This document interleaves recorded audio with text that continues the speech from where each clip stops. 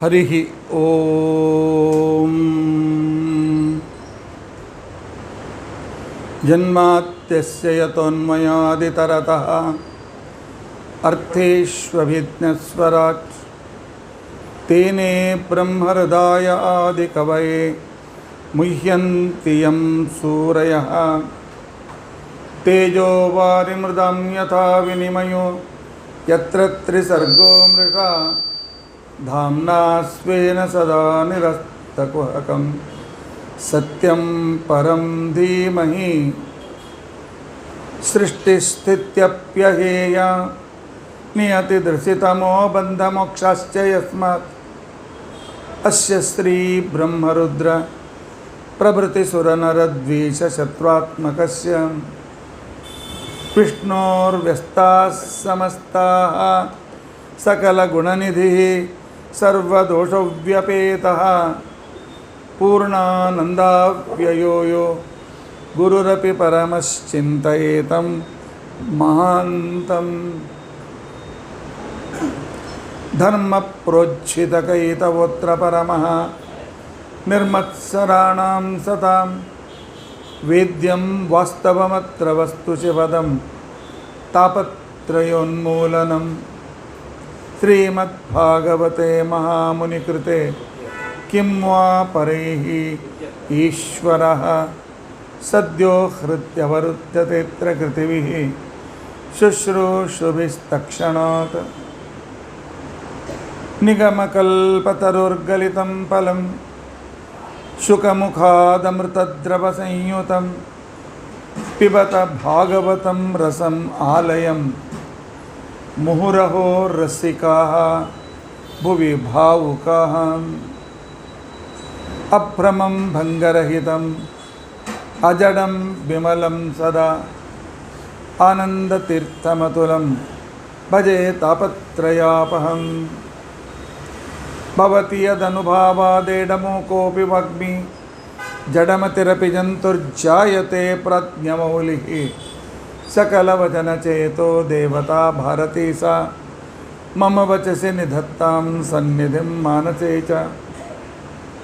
अस्मद्गुरुसमारम्भां टीकाकृत्पादमध्यगां श्रीमदाचार्यपर्यन्तां वन्दे गुरुपरम्परां। विद्यायां विबुधाचार्यं वेदज्ञानाब्धिचन्दिरं दुर्मतध्वान्तमार्ताण्डं सत्यध्यानमुनिं भजे। पञ्चाशद्वर्षपर्यन्तं सततं रामपूजकः श्रीसत्यप्रमोदगुरुराट् भासतां नो हृदम्बरे। बन्धुस्त्वं गुरुरिष्टदैवतमिति त्वत्पादपङ्केरुहं प्राप्तं मां परिपालयेति सततं याचे निबद्धाञ्जलिः। चित्तं मद्गुणदोषचिन्तनविधौ नूनं मनाङ्मा कृताः श्रीसत्यात्मगुरो त्वदङ्घ्रियुगलं हित्वा न मे सद्गतिः। यैरहं शुकवत् सम्यक् शिक्षितोऽस्मि कृपालुभिः तान् वन्दे धेनुपाचार्यान् तत्त्वज्ञानार्थसिद्धये। श्रीगुरुभ्यो नमः। हरिः ओम हरिः ओम हरिः ओम। स्वस्तिस्तु अषेढसन्मङ्गलानि सन्तु। श्लोकैकश्रवणपठनमात्रेण वक्तुश्च श्रोतॄणां निखिलकलिकृतकल्मषापनोदनपुटतरे धर्माद्यखिलपुरुषार्थसाधने भूते अद्य श्रीमद्भागवत कथा प्रारंभे सति भागवत महिमा कथा आरंभः किंचित पूर्वकथानुवादः। हरिः ओम हरिः ओम हरिः ओम।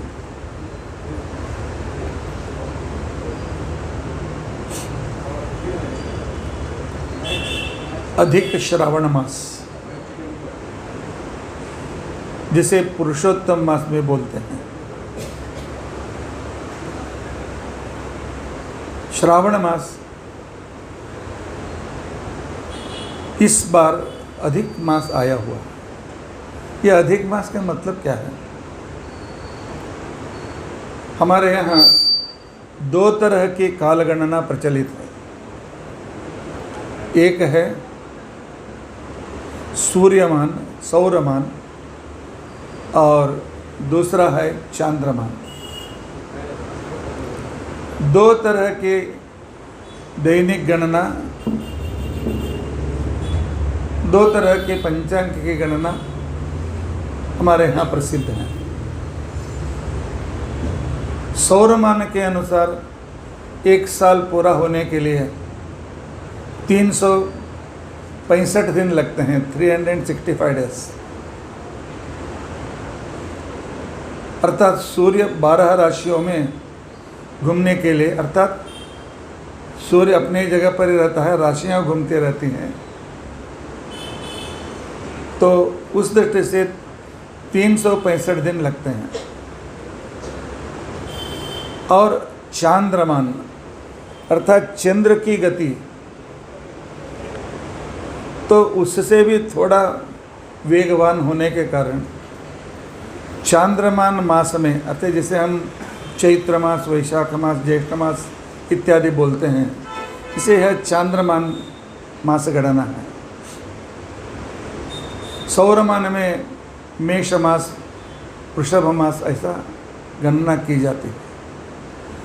चांद्रमान के गणना के अनुसार एक साल 354 अर्थात 54 डेज, 354 डेज। तो सौरमान और चांद्रमान में 11 दिन का अंतर हर साल होता है। जब 2 साल 10 महीने हो जाते हैं, तब 11, 11, 22 और 8 मिलकर 30 दिन का अंतर 2 साल 10 महीने के बाद, तब दोनों को समान करने के लिए तो एक मास के अंदर सूर्य का संक्रमण नहीं रहेगा। जिस साल में, जिस वर्ष में प्रतिपदा से अमावस्या तक सूर्य संक्रमण नहीं है, तो उस मास को अधिक मास या मलमास अथवा पुरुषोत्तम मास कहते हैं। और चैत्र के लिए भगवान के केशव, नारायण, माधव इत्यादि सभी देवता मास नियामक हैं, लेकिन मनमास के लिए मास नियामक है साक्षात पुरुषोत्तम श्री कृष्ण, क्योंकि श्री कृष्ण का ही नाम है पुरुषोत्तम।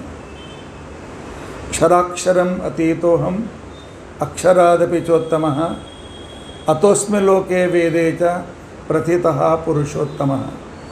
स्वतः भगवान ने भगवद गीता के 15वें अध्याय में कहा है कि मैं पुरुषोत्तम हूँ। इसलिए श्री कृष्ण का अत्यंत प्रिय मास यह अधिक मास होता है। और संस्कृत में कहते हैं अधिकस्य अधिकम फलम। अधिक मास में हम जो भी कर्तव्य कर्म करते हैं तो उसका 100 गुना फल हमें प्राप्त होता है। अनेक अधिक मास में अनेक तरह के विधान हैं। 33 देवताओं की पूजा रोज होनी चाहिए। अष्टवसु, 11 रुद्र, 12 आदित्य और वषट्कार तथा पुरुषोत्तम 33 देवताओं की पूजा रोज होती है। इसलिए हमारे यहाँ तो 33 पदार्थ तो दान में देने का क्रम इस महीने में हमारे यहाँ यह संस्कृति है और यह हमारा रीति रिवाज है। और इस मास में भागवत श्रवण, भागवत सप्ताह का श्रवण जो है रोज गंगा स्नान का फल देता है। भागवत का श्रवण हम करते रहेंगे तो पूरे 30 दिन हरिद्वार में जाकर रोज गंगा स्नान करने से जो फल प्राप्त होता है, और वह फल हमें भागवत श्रवण से प्राप्त होता है। और स्वतः भागवत श्रवण का तो फल भगवत प्राप्ति है। इसलिए हमारे भारतीय संस्कृति में कहीं भी आप जाइए तो केरल से लेकर के कश्मीर तक, द्वारका से लेकर कलकत्ता तक, हर जगह भागवत का प्रवचन पूरे हिंदुस्तान में चल रहा है। पूरे महीने में बात करते हैं या 15 दिन का करते हैं या सप्ताह का करते हैं। और अभी हमें भागवत श्रवण का उद्देश्य क्या होना चाहिए? चतुर्मुख ब्रह्मा जी ने जब भगवान की आज्ञा से सृष्टि का आरंभ किया तो उन्होंने पहले वृक्षों की सृष्टि की, पर्वतों की सृष्टि की, लेकिन जिनमें जीव और अनुभव है ऐसे जीव वृक्ष से शुरू हो जाता है। वृक्षों को भी तो सुख दुख का अनुभव है, लेकिन वृक्ष भी परावलंबी हैं, तो उनको कोई बीज बोना पड़ता है और पानी डालना पड़ता है इत्यादि। स्वयं अपने आप तो अपने लिए वे अपना काम नहीं कर सकते हैं। तब प्राणियों की सृष्टि की ब्रह्मा जी ने, लेकिन कोई भी प्राणी स्वावलंबी नहीं है, अपने लिए अपने आहार को उत्पादन नहीं कर सकते हैं। तो ब्रह्मा जी ने सोचा, बाद में उन्होंने असुरों की सृष्टि की। असुर स्वार्थी बन गए, सिर्फ मैं सुखी से रहूं, दूसरे लोगों को मैं मार डालूं, इस तरह जो प्रवृत्ति है उसे आसुरी प्रवृत्ति कहते हैं, जिसे स्वार्थ प्रवृत्ति कहते हैं। बस मैं सुखी रहूं, मैं अमीर हो जाऊं, दूसरे चाहे तो मर जाए। तो यह जो स्वभाव है, इस स्वभाव को आसुरी प्रवृत्ति कहते हैं। तो भगवान ने कहा यह भी सृष्टि अच्छी नहीं है। बाद में उन्होंने यक्षों की सृष्टि की। यक्ष क्या करने लगे? यज्ञ याग आदि से भरपूर अनुग्रह लेते रहे, लेकिन सिर्फ अपने लिए। तो ब्रह्मा जी ने कहा यह भी ठीक नहीं है। तब उन्होंने सोचा कि ऐसी सृष्टि मैं करूं जिससे वे अपना भी पेट भरे और दूसरों का भी पेट भरे और दूसरों के लिए भी उपकार करें। लेकिन उपकार करने की इच्छा कब होती है? उपकार करने की इच्छा भगवान है, उन्होंने नियम बनाया है और उनकी आज्ञा हम पालन करेंगे तो हमें सब कुछ ठीक होगा। इस विश्वास से जो व्यक्ति होते हैं वे हमेशा परोपकार करते हैं, और जिनमें भगवान में विश्वास नहीं है वे कभी परोपकार नहीं करते हैं। इसलिए ब्रह्मा जी ने अपने शरीर का दो विभाग किया। तो अपने दाहिने भाग से, राइट साइड से उन्होंने पुरुष की सृष्टि की और अपने लेफ्ट साइड से एक स्त्री की उन्होंने सृष्टि की। क्योंकि न तो पुरुष पूर्ण व्यक्ति है न स्त्री पूर्ण व्यक्ति है।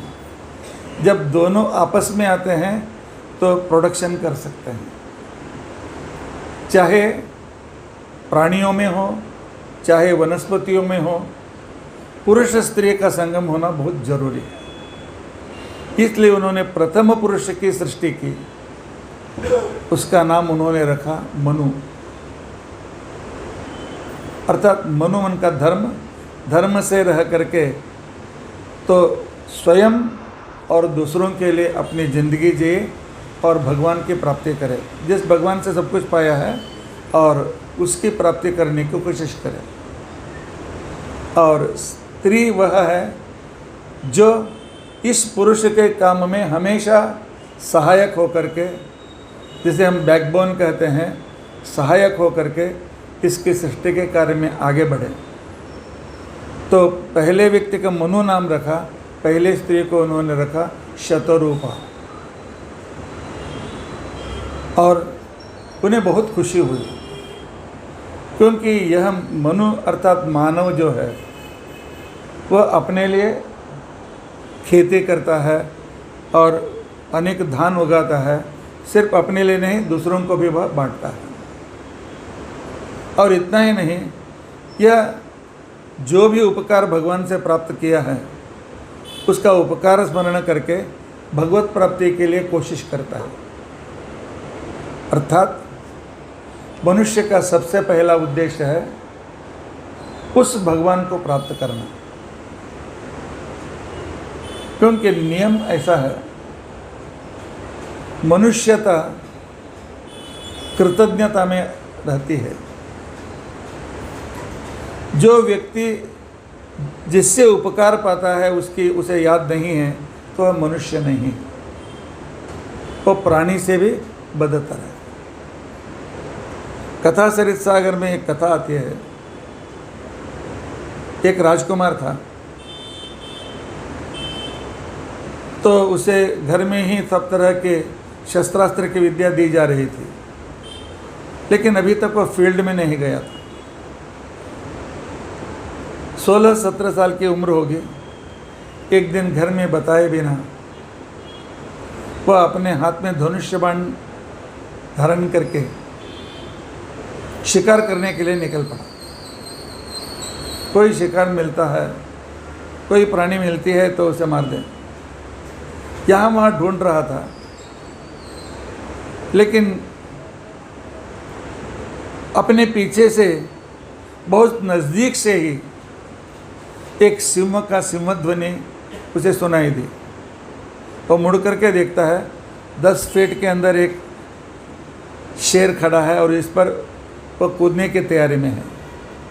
वो अपने शेर को इतने नज़दीक से उसने कभी भी नहीं देखा नहीं था। घबरा गया, अभी अपना जान कैसे बचाएं। लेकिन भगवान में हर एक मनुष्य को एक सिक्स्थ सेंस दिया है, उस समय हमारी रक्षा हम कैसे करें। उसने देखा एक पेड़, उसे याद आ गई पेड़ पर शेर नहीं चढ़ सकता है, तो भागता गया और पेड़ पर चढ़ने लगा। आधा चढ़ा था, बाद में उसने ऊपर देखा, ऊपर एक अस्वल बैठा हुआ है। तो ऊपर जाएगा तो वह जान से मार देगा, नीचे उतरूंगा तो शेर मारेगा, कब क्या करें। तो बीच में ही पेड़ को पकड़ करके बैठ गया।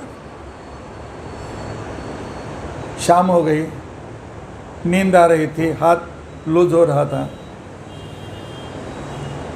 तब ऊपर बैठा हुआ उस अस्वल ने कहा, घबराओ नहीं, तुम ऊपर आ जाओ, मैं तुम्हें कुछ नहीं करूँगा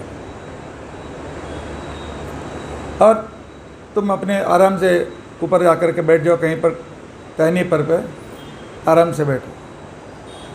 अभी दूसरा तो कोई पर्याय नहीं था, तो इसलिए वह चढ़ा और दूसरे टहनी पर जा कर के बैठा। रात हो गई, शेर तो वहीं पर बैठा रहा। तब उसको नींद आने लगी तो उस अस्वल ने कहा, ठीक है मेरे पास आ जाओ, एक काम करेंगे, तो 3-4 घंटा तुम सो जाओ, मैं तुम्हें पकड़ करके रखूँगा और बाद में मैं सोऊंगा, तुम मुझे पकड़ करके बैठो। हम दोनों उस शेर से सुरक्षित रहेंगे और शेर के जाने के बाद हम नीचे चले जाएंगे। तो राजकुमार तो बहुत थक गया था, जा कर के वह वहाँ पर उसके पैर पर अपना सिर रख करके सो गया और तो अस्वल ने उसे पकड़ लिया। शेर कहता है, तुम उस मनुष्यों पर विश्वास मत रखो, ये मनुष्य बहुत स्वार्थी हैं, ये हम लोगों को, प्राणियों को पिंजरे में रख करके मनोरंजन करते हैं, तो हमारे ये सभी द्वेषी हैं। मैं भूखा हूँ, उसे गिरा दो, मैं खाकर चला जाऊँगा, तुम अपने राह पर तुम चले जाओ। तब उसने कहा, नहीं, विश्वासघात मैं ही करूँगा। मेरे विश्वास पर इसने तो मेरे पास आया और मेरे गोद में सिर रख करके सो रहा, तो मैं उसे गिराऊंगा नहीं। 2-3 घंटे के बाद राजकुमार की नींद हो गई तो वह जाग गया। तब उस असफल ने कहा कि ठीक है, अभी मैं ही सोऊंगा, मुझे पकड़ करके रख। तो उसने उसे पकड़ करके रखा। शेर ने कहा, देखो वह तुम्हारी रक्षा अपने स्वार्थ के लिए कह रहा है, उसे अभी भूख नहीं लगी है, तो इसलिए तुम्हें पकड़ करके रखा हो, जब उठेगा तो तुम्हें खा जाएगा। तो मैं एक उपाय बताऊंगा, एक काम करो, मैं बहुत भूखा हूँ, उसे नीचे गिरा दो, मैं उसे मार करके खा कर चला जाऊंगा। इसने सोचा मैं तो बच जाऊंगा, तो उसने असफल ने उपकार किया था वह भूल गया और उसको ढकेल दिया।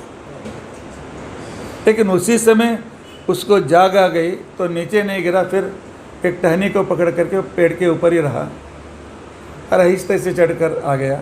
अभी तो घबरा गया, अभी तो मुझे मारेगा। तो उसने कहा, मैं तुझे नहीं मारूंगा, चिंता मत करो, लेकिन तुम मनुष्य होने के लिए लायक नहीं हो, नालायक। क्योंकि जो व्यक्ति जिसके उपकार को भूल जाता है तो आदमी के रहने के लिए योग्य नहीं। किसी के उपकार का स्मरण करना यह मानवता का सबसे पहला लक्षण है। इसे कहते हैं कृतज्ञता।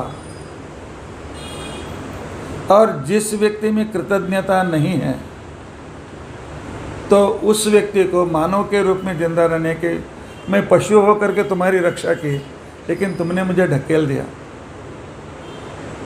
तब शेर ने विचार किया तो अभी कोई मिलने वाला नहीं है, वो वहाँ से निकल गया। लेकिन उस असफल ने उसे शाप दिया, तुम मनुष्य होने के लिए नालायक नहीं हो, तुम पागल बन जाओ। शाप दे करके वह भी चला गया और वह ससे मेरा कहते हुए पागल होकर के घूमने लगा। राजा ने उसे ढूंढ लिया, घर लेकर चला गया और वैद्यों से उसकी चिकित्सा कराई। लेकिन वैद्यों ने कहा नहीं, यह शाप का कारण है, औषधों से यह ठीक नहीं होने वाला है। तो इसके लिए आदमियों को क्या करना चाहिए कि जिससे उसने उपकार पाया है उसकी याद हमेशा हमेशा रखनी चाहिए। सबसे पहले याद रखना है मातृदेवो भव। 9 महीने तक अपने पेट में रह करके रक्षा करती है और अपनी जिंदगी को दांव पर लगा करके जन्म देती है। उसके बाद बीज के रूप में अपने जन्म के लिए के कारण होने वाले पितृदेवो भव। दूसरा नंबर उसे कृतज्ञ रहना चाहिए अपने पिता के बारे में। और बाद में ज्ञान देने वाले आचार्य देवो भव। और अतिथि के रूप में भगवान हमारे घर में आते रहते हैं, इसलिए अतिथि देवो भव। सब में एक शब्द है देव।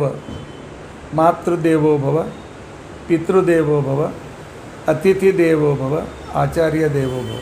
अर्थात देव मतलब भगवान। भगवान विष्णु और उसके नाभि कमल से उत्पन्न हुए ब्रह्मा जी और उनके संकर्षण रूप के रूप से उत्पन्न हुए रुद्र शंकर जी, ब्रह्म विष्णु महेश्वर और दूसरी सगली देवता, ये सभी देवता हम उनकी पूजा करें या न करें हमारी रक्षा करते रहते हैं। उनकी रक्षा के कारण ही हम आज जिंदा हैं। मैं अभी बोल रहा हूँ तो मेरी वाणी में अग्नि बैठा हुआ है। वाणी के लिए अग्नि देवता है। आप सुन रहे हैं, आपके कानों में 8 दिशाओं के देवता इंद्र, अग्नि, यम, निरृति, वरुण, वायु, कुबेर अथवा सोम और ईशान, 8 देवता 4 इधर बैठ करके मेरी बात तुम्हें सुना रहे हैं। तो उसके लिए देवताओं के लिए हम कृतज्ञ रहना चाहिए। देखते हैं सूर्य चंद्र आँखों में रह करके हमें दृष्टि देते हैं, उनके बारे में भी हमें कृतज्ञ रहना है। और दुर्गंध या सुगंध लेते हैं तो उसके देवता है अश्विनी देवता, और जीव के देवता है वरुण। इसलिए हर एक मनुष्य को देवताओं के बारे में कृतज्ञता तो रहना ही है। और दूसरा, हम जिस दुकान से सामान लेते हैं उससे भी हम कृतज्ञ रहना चाहिए, क्योंकि हम नोट को खा करके पेट नहीं भर सकते हैं। दुकानदार हमें जो भी खाने की चीज़ है उसकी व्यवस्था करता है, और दुकान को धान इत्यादियों का सप्लाई करता है वह किसान, उससे भी हमें कृतज्ञ रहना है। और जो दुकान का भाई तो हमारे घर तक सामान ला करके देता है, उससे भी हमें कृतज्ञ रहना चाहिए। यही भारतीय संस्कृति है। इस कृतज्ञता को ही सिखाने के लिए श्रीमद् भागवत की रचना,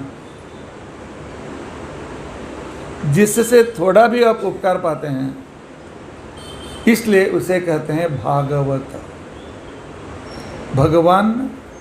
भगवत संबंधी भागवत। और भगवान को हम पर विश्वास क्यों रखें? अभी हम जमीन पर बैठे हैं, ग्रेविटेशन फोर्स किसने दिया? हमने तो उसकी व्यवस्था नहीं की। तो उसके लिए भगवान पर हम कृतज्ञ रहना चाहिए। सब जगह ऑक्सीजन चाहिए, उसको देने वाले कौन हैं? भगवान हैं। एक बीज बोते हैं और उसके तने में कम से कम 600 से 1200 तक हमें धान मिलते हैं, तो वह देने वाले कौन हैं? किसान तो एक एक लगा करके धान को तैयार नहीं करता है। तो सबके पीछे एक ही उत्तर है, वह शक्ति जो हमारी रक्षा सब जगह हर समय कर रही है, उसे ही हम भगवान कहते हैं। उस भगवान के बारे में जानने के लिए क्या भागवत की प्रवृत्ति हुई है, लेकिन हम उससे अनभिज्ञ हैं। हम उस भगवान के बारे में बहुत कम जानते हैं। भगवान के बारे में हमें बताने के लिए पूरा भागवत, महाभारत, हरिवंश, 18 पुराण, 4 वेद और 6 उपवेद, उपनिषद, आरण्यक, अनेक ग्रंथ हमारे सामने हैं। लेकिन आजकल के युग में हम पेट के लिए नौकरी करते करते उन ग्रंथों के नाम को भी हम भूल गए हैं। उन ग्रंथ में सब्जेक्ट मैटर क्या है वह भी हम भूल गए हैं।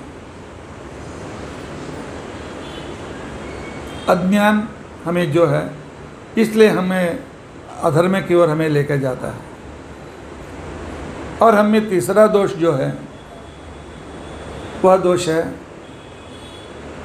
पहला स्वार्थ, दूसरा अज्ञान, तीसरा मोह। हमें किसी भी वस्तु में मोह है।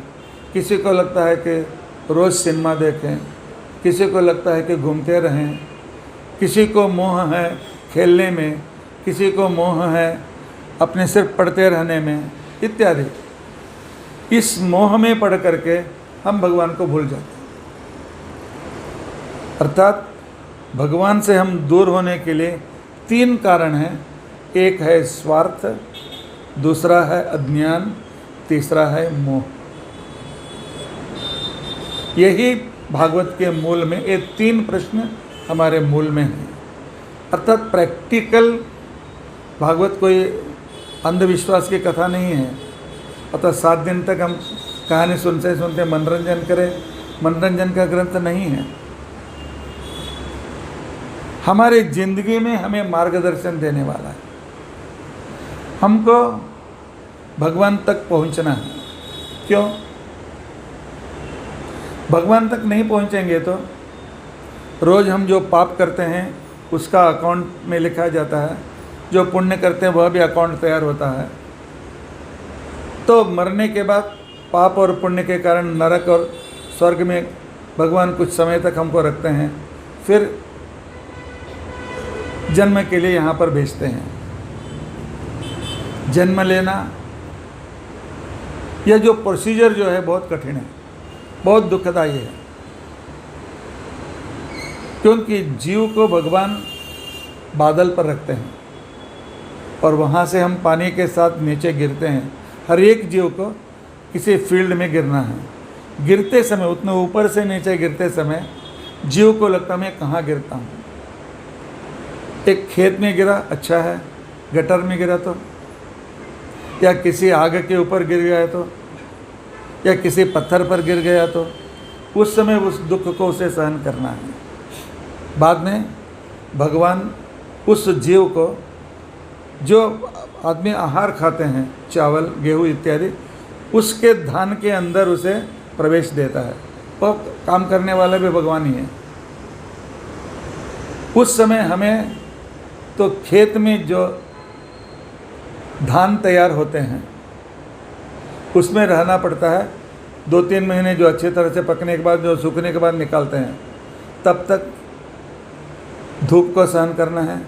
कोई खेत में जाकर धान को छतरी ऊपर नहीं रखता है। धूप, बरसात, ठंडी सब सहन करना है। उसके बाद उस आहार को तैयार करते समय तो उसे अच्छे तरह से गिरनी में डाल करके पीसते हैं। उस समय उस जीव को वह दुख सहन करना पड़ता है। या उसे पकाते हैं, या को उसको फ्राई करते हैं। यह सब कुछ दुख सहन करते हुए एक पुरुष के शरीर में जाना पड़ता है। बाद में आहार के अंश से उस जीव को भगवान पुरुष के वीर्य में, स्पर्म में ला करके रखता है। तो उसके द्वारा वह माता के पेट में प्रवेश करेगा। 9 महीने तक माता घूमती है तो उसे पीड़ा होती है। माता ज़्यादा तीखा खाती है तो उसे पीड़ा होती है।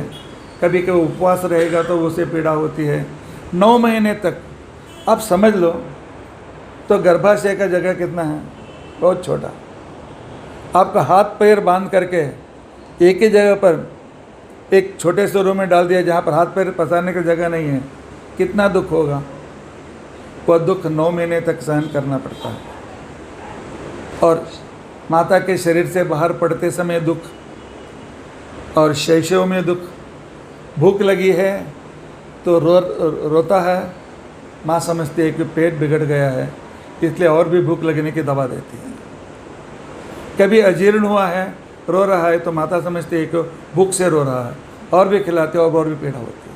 अर्थात एक मनुष्य की जो यात्रा है, और यह यात्रा कोई मनगढ़ंत कहानी नहीं है, और यह यात्रा साइंस से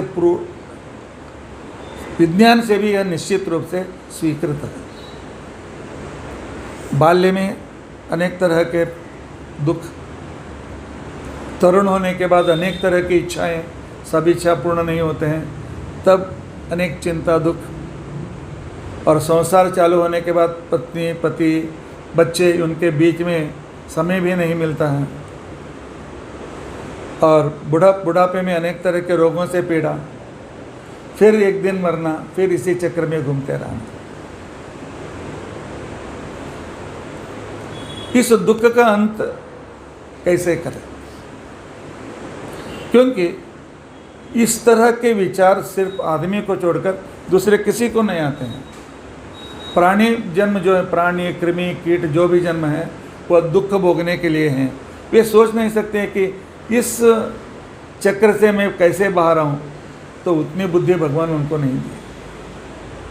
विवेक शक्ति भगवान सिर्फ आदमी को ही भगवान ने दिया। इसलिए हमारे भारतीय तत्वज्ञान में ऋषि मुनियों ने बहुत विचार करके और भगवान की तपस्या करके भगवान से उन्होंने मार्गदर्शन प्राप्त किया। भगवान का मार्गदर्शन है कि तुम सब मुझसे उपकृत हो। मेरे उपकार के बिना तुम एक सेकंड भी जिंदा नहीं रह सकते हो। क्यों? श्वासोच्छ्वास लेने के लिए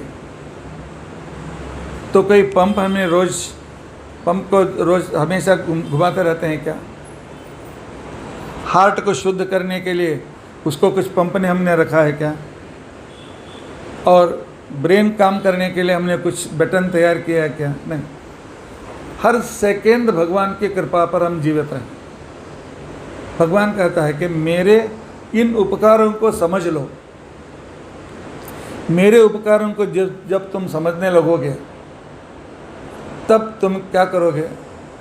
तो मुझ पर विश्वास रखना शुरू करो। जब मुझ पर विश्वास रखना है और मुझ पर प्यार करना शुरू करोगे, भगवान हम पर ध्यान दो, हम आप पर भक्ति करेंगे। भक्ति करना, प्यार करना एक ही बात है। और हम आपकी आज्ञा मानेंगे। तो भगवान तो रोज आकर के ऐसा करो वैसा करो बोलता नहीं है। भगवान ने एक बार कह दिया, श्रुति स्मृति ममैव आज्ञे। जो वेद हैं और जो पुराण हैं और जो स्मृतियां हैं वे मेरे ऑर्डर हैं। तो इसलिए हमें भगवान की प्राप्ति करना है तो उसके ऑर्डर को, उसके कॉन्स्टिट्यूशन को समझना बहुत ज़रूरी है। और उसके जैसे हम आचरण जब करेंगे, भगवान ने कहा कि आप ब्राह्मण हो, इस तरह से रहो, आपको अनुग्रह करूँगा। आप क्षत्रिय हैं, इतने काम करो, उससे मैं खुश हो जाऊँगा। आप वैश्य हैं, ऐसा काम करो, मैं खुश हो जाऊँगा। आप शूद्र हैं, इसे काम करो, मैं खुश होऊंगा। परमात्मा हर पर खुश होता है।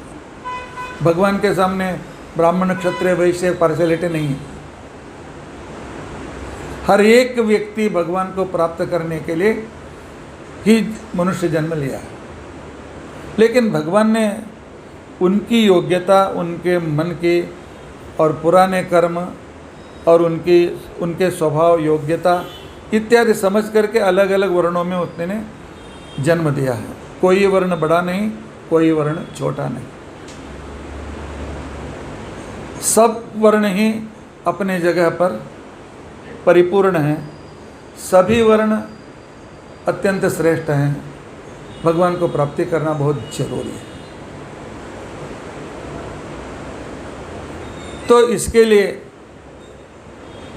तो भागवत का आरंभ भी वही हुआ। भगवान पुराणों को उन्होंने लिखा, कहानी को कहते कहते तत्वज्ञान को बताना। सिर्फ तत्वज्ञान में बताते रहूँगा तो आदमी को याद नहीं रहेगी, भूल जाते हैं। इसलिए भगवान की कथा, भगवत भक्तों की कथा, उन कथाओं को पिरोते हुए प्रेरित हुए तो भगवान ने पूरा तत्वज्ञान हमने देने की कोशिश। भगवान ने हम पर बहुत उपकार किया। भागवत का आरंभ होता है, भागवत की महिमा पद्म पुराण में आरंभ होती है कि जब द्वापर युग खत्म हुआ और जब कलयुग शुरू होने वाला था, हर एक युग के बीच में 1000, 2000, 4000 का साल जो होता है उसे युग संधि काल बोलते हैं। अर्थात उस युग की संस्कृति चेंज होने के लिए कम से कम 1000 से 4000 साल चाहिए, तो पूरी संस्कृति बदल होने के लिए। जब द्वापर युग समाप्त हुआ तब मुनियों ने सोचा, ऋषियों ने सोचा कि अब कलयुग आने वाला है। कलिक युग का मतलब है, कली का मतलब है अज्ञान। अज्ञान का युग आने वाला है। क्या आप लोग हमें अज्ञानी समझते हैं? हाँ, हम ज्ञानी हैं। कहाँ तक? अपने पेट भरने के लिए, पैसे कमाने के लिए हम बहुत बड़े ज्ञानी हैं, और अपना कितना पैसा बैंक में बढ़ाने के लिए हम ज्ञानी हैं। लेकिन भगवान को प्राप्त करने के लिए क्या चाहिए, उस विषय से हम अज्ञानी हैं। क्योंकि कलयुग का परिसर ही ऐसा होता है कि हमें एटमॉस्फेयर से कोई तत्वज्ञान प्राप्त नहीं होता है, क्योंकि आजकल का एटमॉस्फेयर आप लोगों को मालूम है, खाओ पियो मजा करो, एक दिन मर जाओ। यह बाहर का परिसर है। अच्छा ठीक है, गुरुकुल से सब कुछ सीखना चाहिए। गुरुकुल भी कम होते गए, और जब लॉर्ड मैकॉले आया और अंग्रेज़ों के हाथ में जब सरकार शुरू हो गया, तो हमारे देश के 40 करोड़ 60 लाख गुरुकुल बंद हो गए। हर घर घर में एक गुरुकुल था उस समय। उन्होंने कहा नहीं, ऐसा गुरुकुल से हम आपको कुछ नहीं देंगे, हम जो एजुकेशन सिस्टम है एसएससी हो जाओ, ग्रेजुएट हो जाओ, तब नौकरी मिलेगी। और इस करिकुलम में क्या है, इस करिकुलम में भगवान को बाहर कर दिया गया। हाँ, जब मेरे जैसे उम्र के आप जो लोग हैं 60-70 के ऊपर, तो शुरू के हमारे किताबों में सरस्वती के बारे में, गणेश के बारे में कथा रहती थी, लेकिन अभी कोई भी नहीं। धर्म के विरुद्ध ही, अर्थात हिंदू संस्कृति को नष्ट करने के लिए ही आजकल का एजुकेशन है। तो बाहर तो आपको एजुकेशन में भगवान के बारे में कुछ नहीं मिलेगा, परिसर में कुछ बाहर नहीं मिलेगा, और घर में भी अभी मैं अपने बच्चों को इंजीनियर बनाऊंगा, डॉक्टर बनाऊंगा, और इसको पैसे कमाने के लिए सब तैयार करूंगा। भगवान के बारे में, बच्चों के बारे में हम बात नहीं करते हैं। इस दृष्टि से मुसलमान और क्रिश्चियन बहुत अच्छे हैं। उनके हर एक विद्यार्थी को मदरसा भेजते हैं और नमाज सिखाते हैं। हम कितने हम बच्चों को किस मंदिर पाठशाला में भेजते हैं, सोच नहीं गया। हम जो गलती करते हैं वो सोचना ही बहुत ज़रूरी है। हर एक मुसलमान कुरान जानता है और प्रार्थना जानता है, लेकिन हर एक हिंदू भगवत गीता नहीं जानता है। हर एक क्रिश्चियन बाइबल जानता है, उनके स्कूलों में बाइबल के लिए अलग क्लास रहता है, लेकिन हम ये हाथ में भगवत गीता नहीं लेते हैं, तो बच्चों के हाथ में क्या देते हैं? भारतीय संस्कृति को इस तरह नष्ट होता है, पहले उन्हें मालूम था, इसलिए वो सोच रहे थे कि हम आगे आने वाले जिज्ञासु व्यक्तियों को हम कौन सा ज्ञान, कैसे हम ज्ञान देंगे, किस तरह से देंगे। तो वे सभी नैमिषारण्य में इकट्ठा हो गए। लखनऊ से 80 मील के बाद गोमती नदी और चक्रेश्वर के चक्रतीर्थ के परिसर में एक बहुत बड़ा आश्रम, जहाँ पर बैठ करके वेदव्यास ने अपने ग्रंथ लिखे थे। उस जगह पर सब लोग इकट्ठे हो गए, सभी ज्ञानी। रोज उनमें चर्चा चलती थी, प्रश्नोत्तर चलता था। पुराणों के द्वारा तत्वज्ञान देने के लिए वेदव्यास के शरीर से ही उत्पन्न एक व्यक्ति थे, उनका नाम था सूत, जिसे हम पौराणिक कहते हैं। हाँ, रोमहर्षण उसका नाम था। तो भगवान वेदव्यास ने रोमहर्षण से कहा, सब पुराणों को प्रचार करते जाओ। रोमहर्षण का लड़का सौती अथवा सूत उस समय व्यासपीठ पर वह बैठा हुआ था पुराण बताने के लिए, और उसके सामने बड़े से बड़े विद्वान बैठे हुए थे। तो एक दिन उन्होंने कहा कि हमारे प्रश्नों का उत्तर आप दे दीजिए। वह प्रारंभ होता है, यह पद्म पुराण का वचन है। यह घोरे कलो प्रायः जीवश्च आसुरतां गतः माया मोह निहारश्च वैष्णवैः क्रियते कथम्। सूताचार्य जी, जैसे जैसे कलियुग आगे बढ़ेगा, भगवान के जो भक्त हैं उनको मार्गदर्शन मिलना बहुत कठिन हो जाता है। हम क्या करें क्या न करें, व्हाट टू डू और नॉट टू डू। एजुकेशन में तो नहीं मिलता है, कॉलेज में नहीं मिलता है, स्कूल में नहीं मिलता है। तो इसके लिए क्या हो जाता है, आदमी पहले स्वार्थी बनता है और दूसरा अज्ञान से पीड़ित होता है और तीसरा मोह से पीड़ित होता है। अब मैंने जो आपको अब तक बताया, इन तीनों जो दोष हैं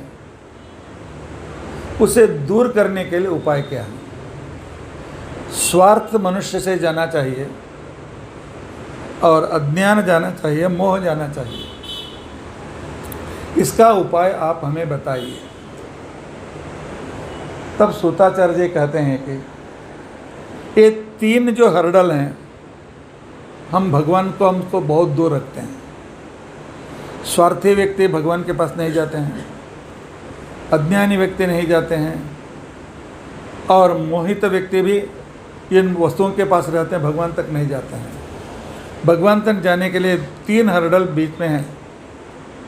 इनको दूर करने के लिए उपाय क्या है, यह भागवत का मूल प्रश्न। 7 दिनों तक आप यही सुनने वाले हैं।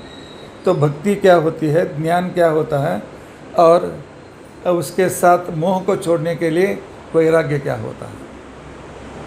तब सूताचार्य ने उत्तर दिया कि ज्ञान प्राप्त करने के लिए, अज्ञान को दूर करने के लिए ज्ञान प्राप्त करना आवश्यक है। अर्थात भगवान मनुष्य के लिए जो अच्छा है, जो बुरा है, जिससे आदमी अत्यंत भक्त बन सकता है इत्यादि। और दूसरा तो मोह दूर होने के लिए आदमी को वैराग्य सीखना पड़ता है। जिस तरह वैराग्य उत्पन्न होता है तो उसका मोह कम होता जाता है। वैराग्य को प्राप्त करता है मतलब क्या है, जब उसे मालूम होता है इससे मैं सुख प्राप्त नहीं कर सकता, तब से वैराग्य शुरू होता है। हमने अपने लड़के को सिखाया, पढ़ाया, सोचते थे कि हम जब बूढ़ा हो जाएंगे वो हमें अच्छी तरह से देखेगा, हमारा पालन इत्यादि करेगा। एक दिन बच्चे ने कहा मुझे फॉरेन जाना है, मैं निकल जाता हूँ, और चला गया।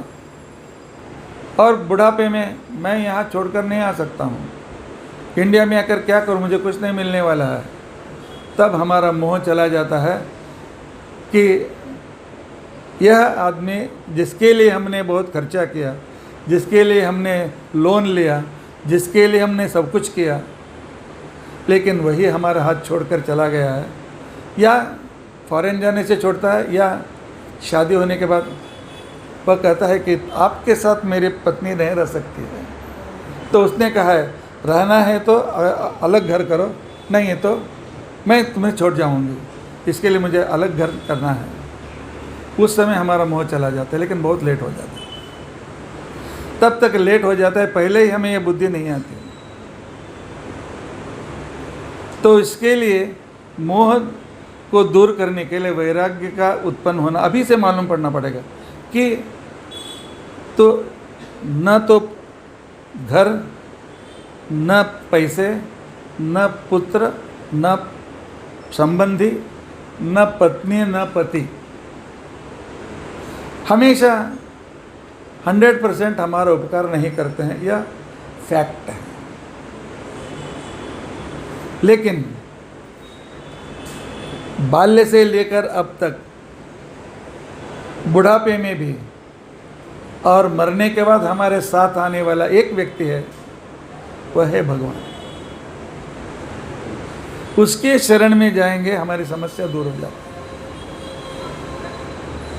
तो यह ज्ञान है और उसके लिए कुछ अयोग्य अधर्म को छोड़ देना यह वैराग्य है और उस पर प्यार करना भक्ति है। भक्ति से स्वार्थ चला जाता है, ज्ञान से अज्ञान चला जाता है, वैराग्य से मोह चला जाता है। 3 हर्डल और 3 हर्डल दूर करने के लिए 3 उपाय। तो इसके लिए शौनकाद ऋषि पूछते हैं ये तीनों कहाँ मिलते हैं? उसने कहा यह तीनों मिलते हैं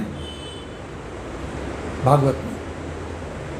भागवत ऐसा ग्रंथ है उसमें प्रोपोर्शनेट तीनों को पूरी तरह से सिखाया गया है, बताया गया है। इसके लिए भागवत श्रवण करना अत्यंत आवश्यक है। उसके लिए पद्म पुराण एक कहानी कहती है। एक व्यक्ति नारद, वैसे तो रोज अब समय 7:30, लेकिन आधा घंटे लेट हुआ इसलिए मैं आज 8 बजे तक कर सकता हूँ। 1.5 घंटा तो चाहिए। और तो घूमते ऐसे हरिद्वार आ गए। उसने देखा बहुत बड़ा लोग खड़े हैं चारों ओर, बीच में कुछ चल रहा है। तो नारद ने भी कोई विचार किया कि क्या चल रहा है देखूं। ये मॉब साइकोलॉजी है। 20-40 चलो 50 लोग हैं तो क्या है देखूं, सबको मन में आता ही है।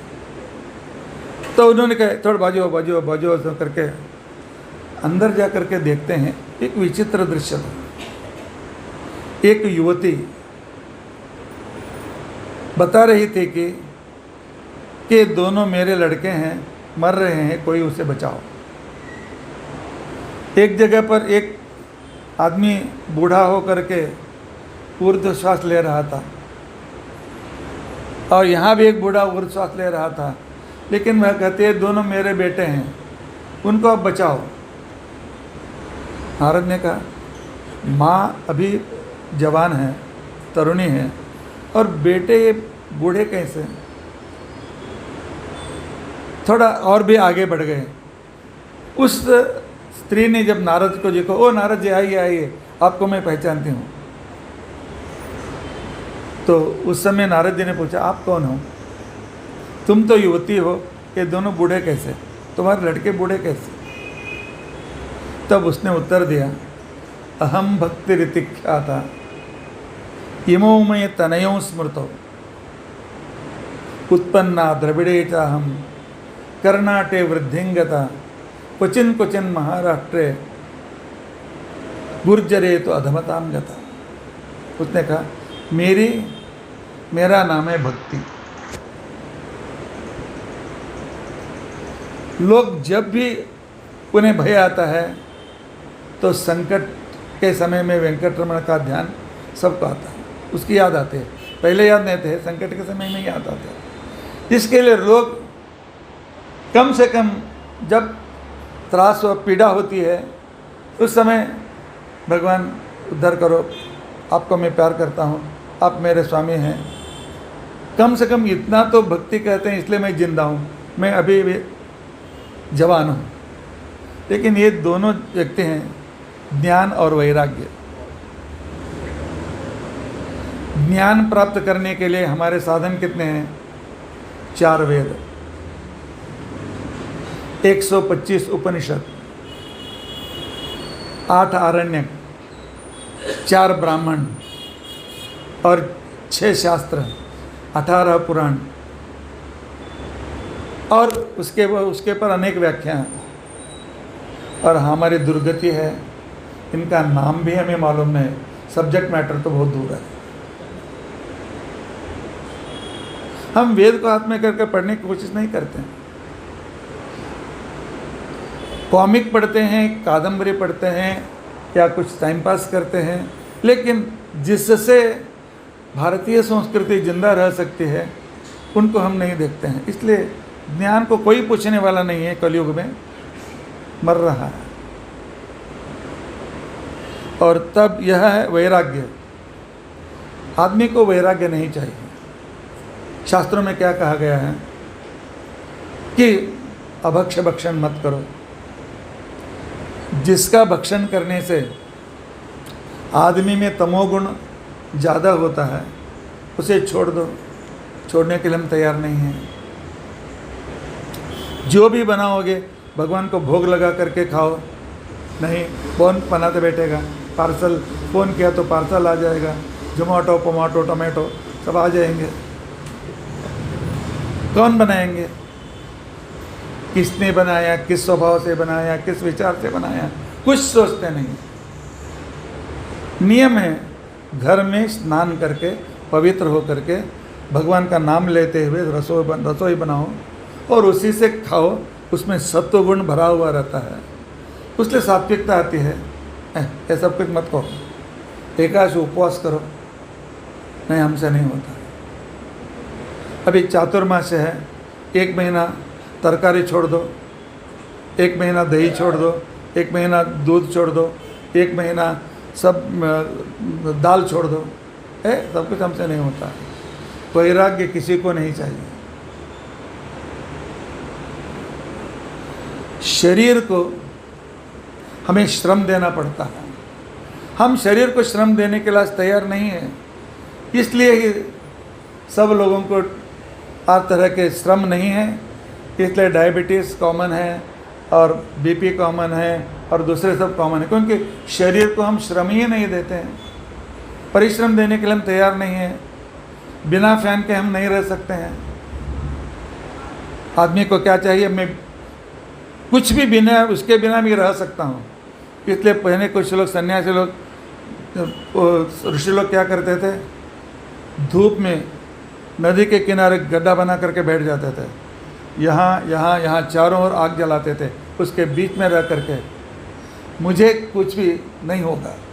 मेरे शरीर को मैं सिखाता हूँ कि बिना फैन के भी तुम रह सकते हो, बिना एयर कंडीशन रह सकते हो, बिना पानी पिए 24 घंटा रह सकते हो, बिना खाना खाए रह सकते हो। जब हम शरीर को ये सिखाते हैं तब हम कुछ ध्यान, ज्ञान, जप तप आदि कर सकते हैं। जब हम आधा घंटा नीचे नहीं बैठ सकते हैं, आप लोग बैठे, बहुत अचरज की बात है, बहुत खुशी की बात है। हाँ। नहीं तो आज कुर्सी के बिना हम नहीं बैठ सकते हैं, ऐसी परिस्थिति शुरू हो गई। यह भी एक तपस्या है। तपस्या का मतलब है शरीर को मैं किसी भी अवस्था में मैं रह सकता हूँ, मैं खुशी से रह सकता हूँ।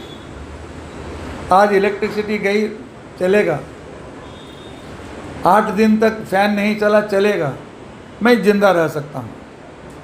यही वैराग्य है। लेकिन सुख साधन जैसे ज़्यादा होते गए, सॉफिस्टिक अनेक तरह के साधन आ गए, हम उसके दास हो गए। तो जब वस्तुओं के दास हो जाते हैं, हमें आधा घंटे के बाद भी पानी पीना बहुत ज़रूरत पड़ता है, या 3 घंटे के बाद चाय की ज़रूरत होती है, थोड़े समय के बाद फिर टिफ़िन की ज़रूरत होती है। हम क्या साधना कर सकते हैं? तो इसके लिए वैराग्य भी मर रहा है, ज्ञान मर रहा है, वैराग्य मर रहा है। नारद जी अब कुछ करो। तब नारद जी वहाँ पर बैठे रहे, चारों वेदों का उन्होंने पठन किया, ब्रह्मसूत्र का पठन किया, पुराणों का पठन किया, जिसमें ज्ञान और वैराग्य के बारे में विवरण आता है। वो दोनों जो मरणासन हुए थे, सीरियस, अत्यंत सीरियस हो गए थे, उठ करके बैठ गए। नारद जी ने कहा चलो उठो, निकल पड़ो यहाँ से। कहते थे नहीं, उठ नहीं सकते, पैरों में शक्ति नहीं है, क्या करें। नारद जी को चिंता हो गई, अरे मैंने सभी वेदों का पठन किया, सभी पुराणों का पठन किया और सभी भगवद गीता ब्रह्मसूत्र आदियों का भी पठन किया, तो फिर भी इनको शक्ति नहीं मिल रही है, क्यों? तब आकाशवाणी हुई, नारद जी आप सत्कर्म कीजिए।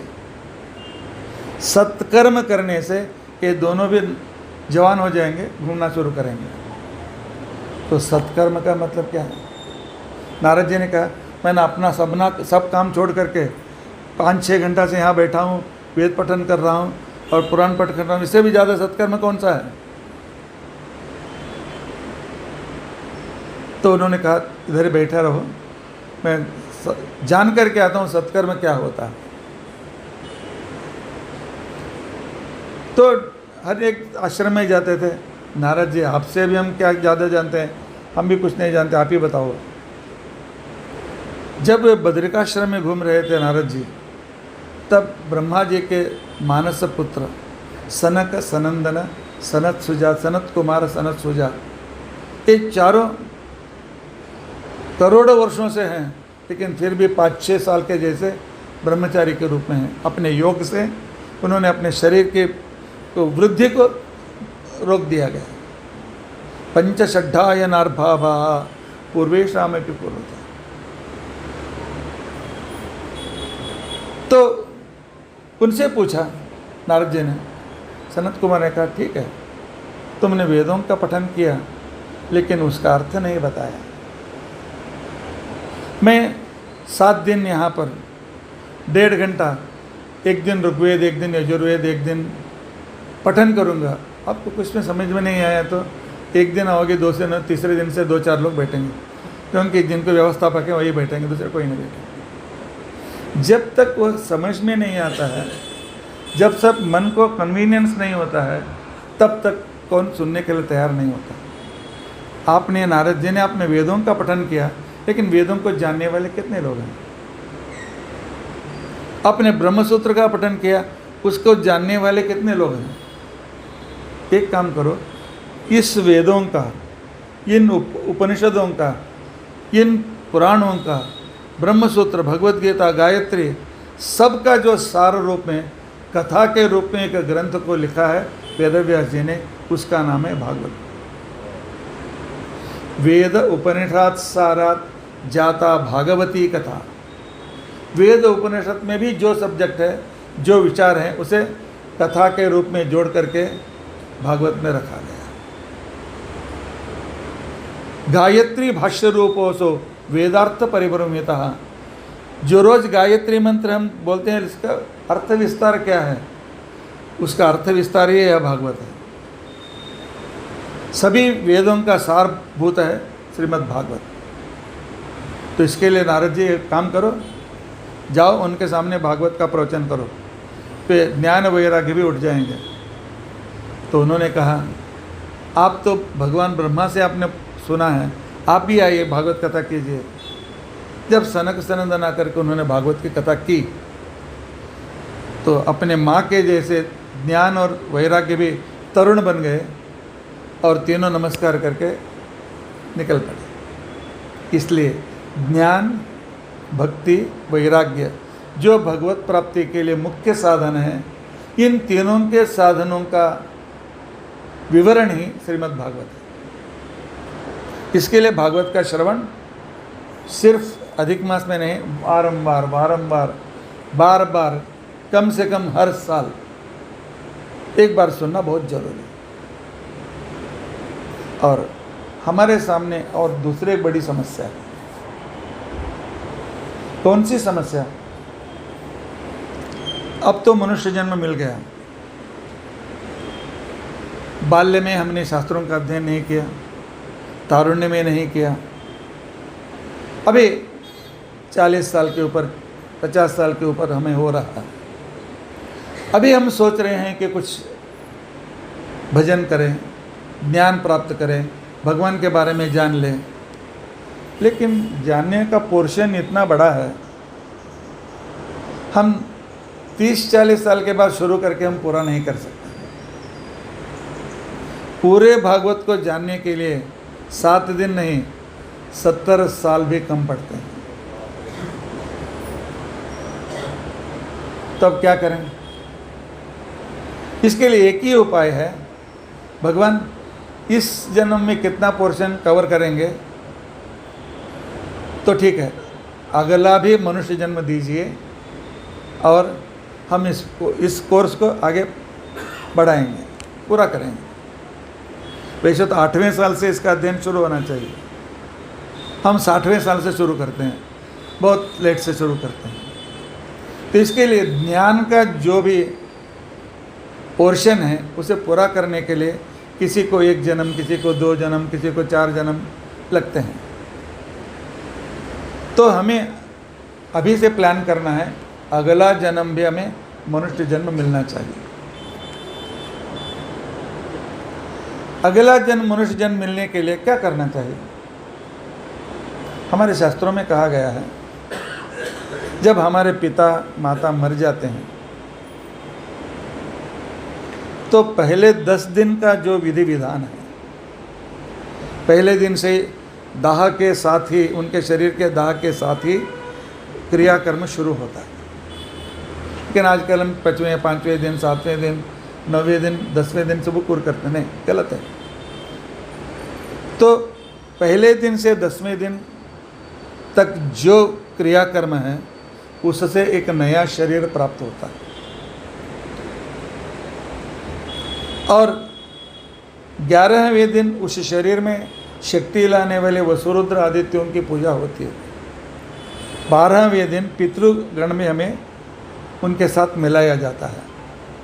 तभी भगवान हमें अगला जन्म मनुष्य जन्म देते हैं, यदि हमारी अंत्य क्रिया ठीक तरह से हुई तो।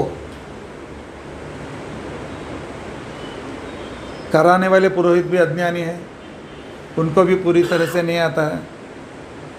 करने वाले यजमान में श्रद्धा नहीं है, वो छोड़ दो, ये छोड़ दो, चलेगा, ऐसा चला दो, ऐसे चला दो। तो कोई प्रोसीजर पूरा होता है क्या?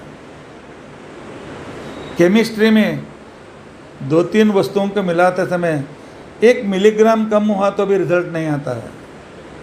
तो विधि विधान में हम ये चला दो, आज चलेगा, ऐसे चलेगा, तो क्या कभी उसका रिजल्ट मिलेगा? नहीं मिल सकता। और कलयुग में निश्चय भी नहीं है, हम मरने के बाद हमारे बच्चे ठीक तरह से अंतिम क्रिया करेंगे, विधि विधान करेंगे, हम 100% बोल नहीं सकते हैं। हाँ, पहले संस्कार हैं, हम कर रहे हैं, हमने किया है। हमारे बच्चे पुरोहित आप ही कर दो, हम पैसा दे देंगे, उन पर ही छोड़ देते हैं। ऐसी प्रक्रिया शुरू हो गई। तो अगला जन्म मनुष्य जन्म कैसे मिलेगा? तो इसके लिए शास्त्र कहता है भागवत का श्रवण करो, एक बार कम से कम बारंबार करते रहो, तो अगला जन्म मनुष्य जन्म तुम्हारे लिए रिजर्व्ड है। उसके लिए एक कथा आती है कि नर्मदा नदी के किनारे एक आत्मदेव नाम का एक ब्राह्मण था, बहुत संस्कारी ब्राह्मण, बाल्यकाल से ही नियम विधि विधान से युक्त ब्राह्मण, योग्य रीति से अपना जिंदगी वह इसी तरह से चलाता था। लेकिन उसके दौर्भाग्य से उसको पत्नी अच्छी नहीं मिली। उसकी पत्नी का नाम था दुश्शला। वह संपूर्ण 100% नास्तिक थी। उसे भगवान के नाम से एलर्जी था। लोक वार्ता रता क्रूरा प्रायशो बहुजल्पिका, उसका वर्णन आता है। हमेशा दूसरों के घर के बारे में ही उसकी चिंता रहती थी, अपने घर पर ध्यान ही नहीं था, अपने पाठ पूजा के लिए कुछ भी नहीं। जब पति जाकर के ऐसे प्रवचन में बैठता था तो आ जाते थे, इधर बैठकर 2-2 घंटा बैठेगा तो घर कौन देखेगा, घर में कौन गए थे, चलो मुझे हेल्प करो, चलो। ये क्या भगवान का नाम जपते हुए बैठे हो, इसे काम होता है क्या? और उसका एक दुस्वभाव ऐसा था कि 2-4 घर में घूमने का, उनसे कहना कि देखो वो घर वाले तुम्हारी बहुत बड़ी निंदा कर रहे थे, और सास से बोलने का तुम्हारी बहू परसों मुझे मिली थी, तुम्हारी बहुत बड़ी निंदा कर रही थी। सास से कहने का कि तुम्हारी बहू ऐसे कह रहे थे, तुम्हारा भाई ऐसा कर रहा था, तुम्हारा पति ऐसा कर रहा, सब ने झगड़ा लगाना। वो झगड़ते बैठेंगे तो इसको बहुत आनंद होता था। ऐसे कुछ व्यक्ति अब भी हर एक समाज में रहते हैं। दूसरों की बुराई हुई बहुत खुशी होते हैं, दूसरों के भला हुआ उनको बहुत दुख होता है, अरे उनको अच्छा हुआ क्यों हुआ। तो वैसी थी। ऐसे व्यक्ति को हमेशा दुख ही मिलता, सुख कभी नहीं मिलता। अनेक लोगों के घर में आग लगाने के कारण उस आत्मदेव और दुश्शला को संतान नहीं हुआ, बच्चे नहीं हो गए। रोज लोग आकर के आत्मदेव से कहते थे तुम्हारी पत्नी के कारण हमारे घर में झगड़ा हुआ, तो हमारे घर से बहू चली गई, हमारा लड़का हमसे छोड़कर चला गया, साथ बहू में रोज़ झगड़ा चल रहा है, तुम्हारी पत्नी के कारण। हम हमेशा दूसरों का बहुत सुनते रहते हैं, इसलिए ऐसा होता है। रोज़ आत्मदेव को आकर के लोगों ने उस पर कहते तुम्हारी पत्नी से ऐसा हुआ, शिकायत करते थे। आत्मदेव को बहुत दुख होता था, मेरी पत्नी ऐसा क्यों है। अच्छा ठीक है, बच्चे हैं घर में, उनके साथ खेल करके कुछ खुशी से समय बिताए, बच्चे भी नहीं, और अपने जीवन से वह निराश हो गया। एक दिन उसने निश्चय किया कि मैं जंगल में जाकर के आत्म कर दूँ, सुसाइड करूँगा। जिस व्यक्ति को भगवान पर विश्वास नहीं है वही व्यक्ति सुसाइड करने के लिए जाता है। जो भी कठिनाई आता है, मैं भगवान का भक्त हूँ, मैं उसे सह लेता हूँ, ऐसा जो व्यक्ति समझता है वो कभी सुसाइड नहीं करता। आने दो, देख लेंगे, भगवान है, हम अगर कुछ मार्ग दिखाएंगे। लेकिन आजकल हम बच्चों को नहीं, ये विद्या नहीं सिखाते हैं। भगवान पर विश्वास रखो, आज जो दुख है कल निकल जाएगा, अच्छा सुख का समय भी आ जाएगा, भगवान ठीक करेंगे। यह जो मानसिकता है वो आदमी कभी असफल नहीं होता है। लेकिन आजकल बच्चों को पेपर में पढ़ते हैं, टीवी में देखते हैं कि एक 8वीं बच्चे को उसके माँ ने मोबाइल नहीं दिया, वो जाकर के सुसाइड कर लिया। तो कोई 9वीं में 2 मार्क कम पड़े, वो जाकर के सुसाइड कर लिया, क्योंकि उनको नहीं कि आज मैं 2 मार्क्स कम करें, अगले बार मैं 10 मार्क ज़्यादा ले सकता हूँ भगवान की कृपा से। यह शिक्षा नहीं मिली थी और आत्मदेव जानता था, लेकिन दूसरा उसे मार्ग नहीं पड़ा, तो आत्मकर्या करने के लिए जंगल चला गया। आसिम हाथ में रस्सी लिया था, देख रहा था कौन सा पेड़ बहुत अच्छा है, उसमें रस्सी डाल करके मैं मर जाऊँ। जंगल में एक पेड़ के नीचे के महात्मा बैठे थे, तो उन्होंने इधर आओ, आपका नाम क्या है। मेरा नाम आत्मदेव। मरने के लिए क्यों आए हो, आपको कैसे मालूम पड़ा। तो हाथ में रस्सी है और पेड़ को देख रहे हो, कॉमन सेंस, तो मरने के लिए आए हो। देखो, मरने से समस्या दूर नहीं होती, हमने पाप किया है, इसलिए इस ज़िंदगी में हमें समस्याएं ज़्यादा हैं। आज जो हम समस्याओं के जूझ रहे हैं उसका एक ही कारण है, हमारा पाप। न तो माँ कारण है, न तो पिता कारण है, न तो कोई समाज कारण है, कुछ भी कारण नहीं। हम दूसरों पर डाल देते हैं, मेरे पिता ने अच्छी तरह से नहीं सिखाया, मेरी माता ने अच्छी तरह से नहीं दिखाया, उसने भाई ने पैसा नहीं दिया, वो हमारे समाज ऐसा है। यह सब कुछ झूठ है। हमारे सुख और हमारे दुख के लिए सिर्फ हम ही कारण हैं। हमारे पापों से हम समस्याओं को सामना करना पड़ता है, पुण्य है तो हम सुख से रहते हैं। यही हमारे साथ हमेशा रहने वाला। इसलिए आत्महत्या बहुत बड़ा पाप है। अगले जन्मों में, अनेक जन्मों में कृमि कीट और अनेक तरह के जंतु होकर के दुख सहन करना पड़ता है, क्योंकि भगवान कहते हैं कि अच्छा शरीर दिया था, तुमने उसको अपने आप नष्ट कर दिया। तुम नालायक को मनुष्य होने के लिए जाओ, कृमि कीट बन के जाओ, प्राणी बन करके दुख अनुभव करो। भेज देते हैं भगवान।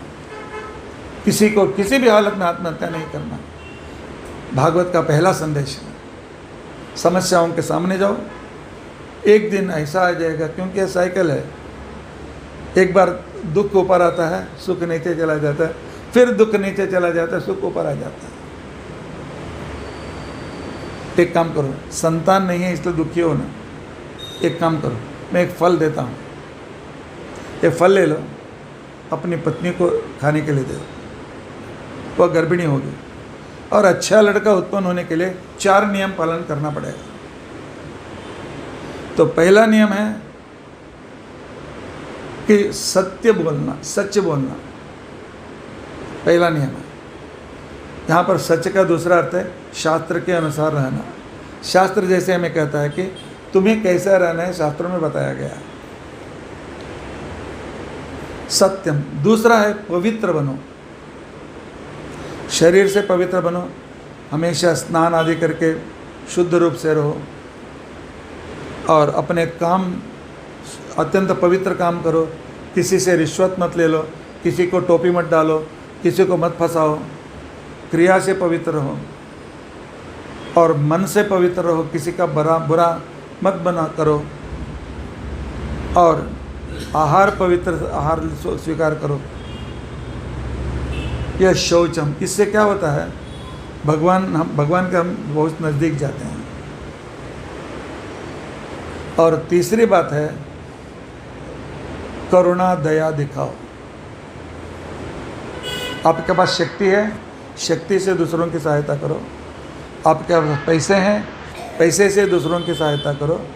आपके पास धान्य बहुत हैं, उससे दूसरों को उपकार करो। और अन्न बहुत है, खिला करके दूसरों को खिला करके उपकार करो।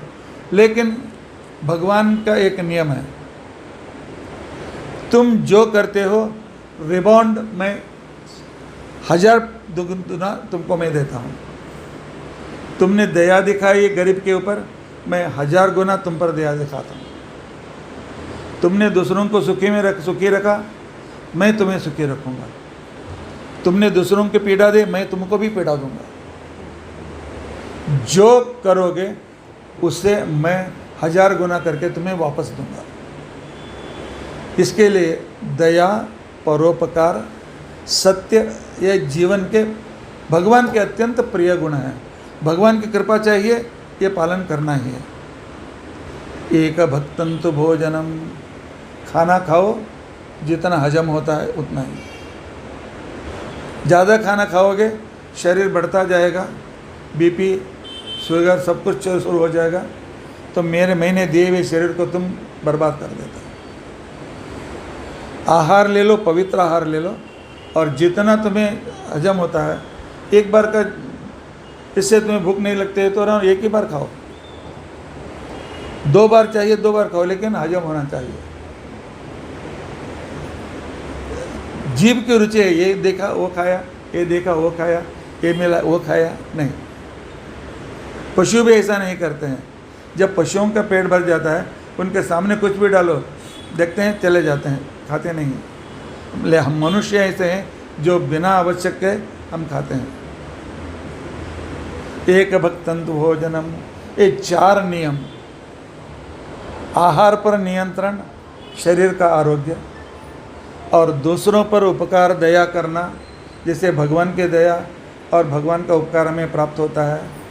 तीसरा पवित्रता, पवित्र रहेंगे तो भगवान हमारे पास आएंगे। हम अपवित्र हैं, हमारे शरीर से कोई दुर्गंध आ रहा है, कोई पास में बैठेगा, दूर चला जाएगा, भगवान भी चले जाएंगे।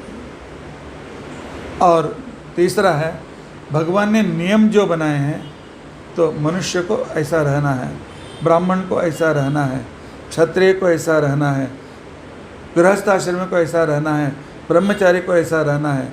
ये नियम पालन करो, तुम्हें अत्यंत श्रेष्ठ पुत्र उत्पन्न होगा। तो घर आया, अपनी पत्नी को फल दे दिया उसने, फल दे करके कहा फल खाओ, लेकिन अच्छा संतान होने के लिए 4 नियम पालन करना आवश्यक है। सिर्फ उसको नहीं, पूरे संसार के लिए संदेश है। 4 नियम पालन करने वाले स्त्रियों के लड़के ऐसे हो जाएंगे, माता पिता का भी उद्धार करेंगे, समाज का भी उद्धार करेंगे। 4 नियम पालन करना अत्यंत आवश्यक है। कह करके गया उसको, बहुत ये नियम कौन पालन करेगा, तो मुझे तो 4 घर घूम करके उसकी चुगली उनको, उनकी चुगली उनको, और उन पर झगड़ा निकालेंगे तो मेरा खाना नहीं जाता है, मैं कैसे रह सकती हूँ। सच कौन बोलेगा। और पवित्र रहना चाहिए, पवित्र रहना चाहिए तो सब जगह नहीं भूल सकते हैं, घूम नहीं सकते हैं, जहाँ चाहे कभी नहीं जा सकते हैं। और खाना खुद उसके घर में खाना मिलता है, इसको घर में खाना मिलता है, आराम, मुझे घर में रसोई करने की ज़रूरत नहीं है। ये सब कुछ कौन करेगा। अपनी जो फ्रेंड सर्कल में उसने अपने दुख बताया। हमारा फ्रेंड कैसा होते हैं, भजन करने वाले हैं तो भजन करने वाले इंटरेस्ट वाले ही आ जाते हैं, और पत्ता खेलने वाले समूह तो वैसे ही फ्रेंड्स मिल जाते हैं। शराब पीने वाले फ्रेंड हैं तो वैसे ही उनको वैसे ही फ्रेंड मिल जाते हैं। तो जिसके भी फ्रेंड जो थे, सहेलियाँ जो थी, ऐसे ही दुष्कर्म करने वाले ही थे। उनमें से उसने एक ने कहा, एक काम करो, तुमसे ये सब नियम नहीं होता है ना, इस फल को तो तुम्हारे गाय के पास डाल दो, वो उसको खाने दो। और पति से बोलो कि मैं गर्भिणी हो गया हूँ, तो मैं तुम्हारी ज़्यादा सेवा नहीं कर सकती हूँ, तुम तीर्थ यात्रा करके आओ, तब तक 1 साल हो जाएगा तो लड़का हो जाएगा, मुझे उसको भेज दो। उस समय तीर्थ यात्रा करने के लिए 1 साल कम से कम लगते थे। आजकल के जैसे प्लेन से देहरादून और वहाँ से बद्रीनाथ, वहाँ से 3 दिन में केदारनाथ, 4 धाम 3 दिन में हो जाता है।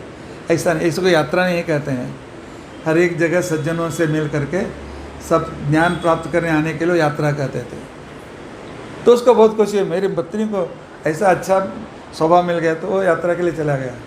तो उसके एक फ्रेंड ने कहा, देखो मुझे, मेरी बहन है, थोड़ा गरीब है, लेकिन उसको बहुत 4-5 बच्चे हो गए हैं, अभी 6वीं बार वह गर्भिणी है, वो अपने बच्चे को तो बेचने के लिए तैयार है, मैं वह बच्चा तुम्हें ला करके दूँ। बच्चा बेचने का विचार कलयुग में आएगा, पहले भगवान को मालूम था, इसलिए इस कथा में उन्होंने जोड़ दिया। आजकल सरोगसी चल रही है और वो चल रहा है, मुझे नहीं पैसा दूंगा, मेरे लिए कोई गर्भधारण करेगा, पैसा दे देगा, बच्चे को ला करके देगा, बस। ये आजकल जो भी मॉडर्निटी से सब कल चल रहा है, संस्कृति चल रही है, तो पहले ही 5000 साल पहले तो भागवत में लिख करके रखा गया। ऐसे लोग कहते हैं उनको बच्चे नहीं चाहिए। बच्चा पालन उनके लिए बहुत बड़ी समस्या। अरे एक को पालन करने में होता है, उसको डोनेशन, इसके डोनेशन, अब 2 को लेकर क्या करेंगे, 3 को लेकर क्या करेंगे। यही मानसिकता जो है, यह विदेशी मानसिकता है। विदेशी मानसिकता उद्देश्य क्या है?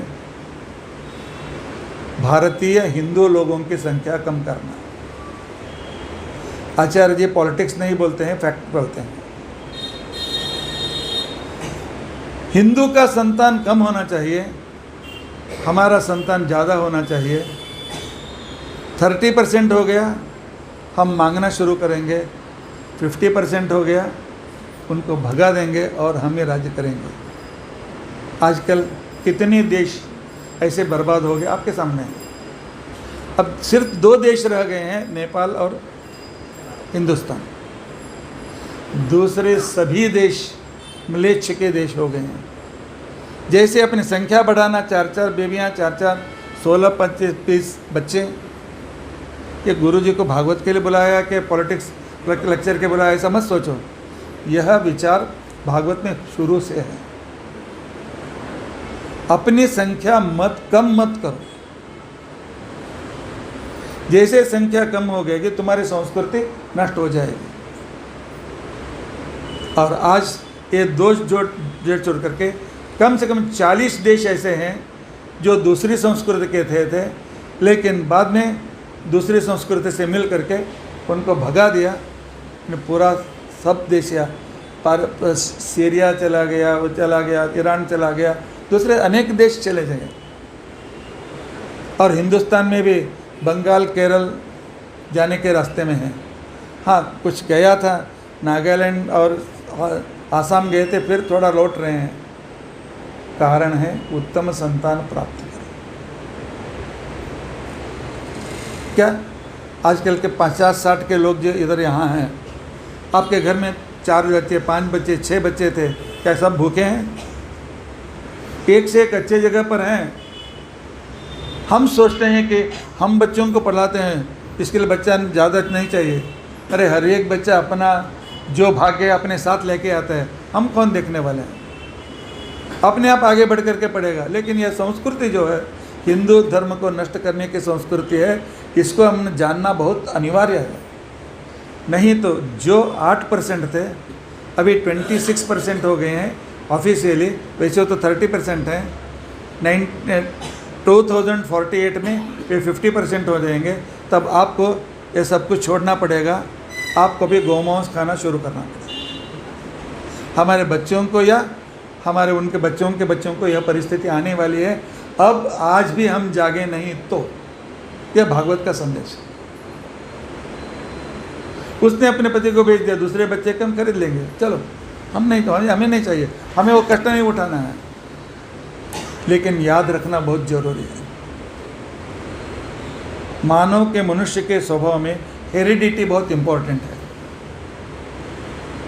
जैसे हमारे पिता थे, हमारे दादा थे, उनके जो डीएनए हैं, वही डीएनए हमारे शरीरों में हेरिडिटी के कारण ट्रांसफर होता रहता है। आनुवंशिकता, इस तरह संस्कृत में बोलते हैं आनुवंशिकता। लेकिन अब हमें बच्चे नहीं चाहिए। आपका मामा का नाम क्या है?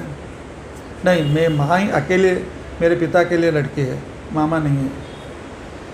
तो तुम्हारी अत्या किधर है?